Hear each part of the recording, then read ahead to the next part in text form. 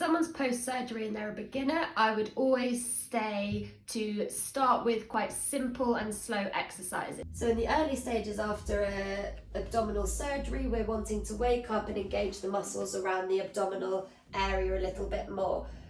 The most important movement is your pelvic tilt, and that is where we're trying to tilt the pelvis back and you're flattening your back against the surface of the bed or floor.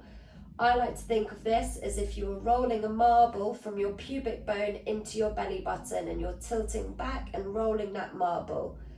As you start to engage your core, you can then start to lift your bottom up towards the air, but just being mindful of pain in the abdominal area, and then slowly lowering it back down. Common mistakes that people might make here is arching the back the wrong way or lifting straight up using the bottom muscles.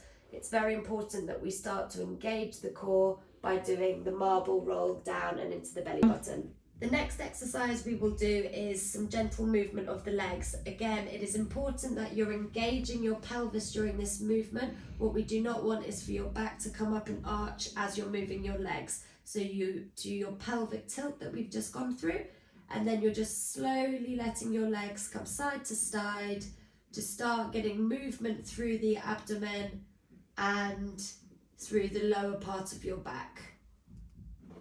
The key thing for me post abdominal surgery is you'd be wanting to think about that stability around the spine and in your core muscles. So I would always advise starting off with some Pilates type exercises to start engaging the core.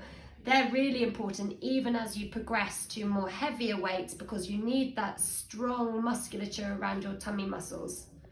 So within the core, we kind of have deep layers or superficial layers. Your deep layers are your transverse abdominis, and it encompasses the whole way round the kind of spine into your abdomen, but it also has the pelvic floor muscles, and that's why some of the exercises you might be doing don't actually look like they're moving your body, but it's those squeeze and holds as if you're trying to stop yourself opening your bowels or your bladder.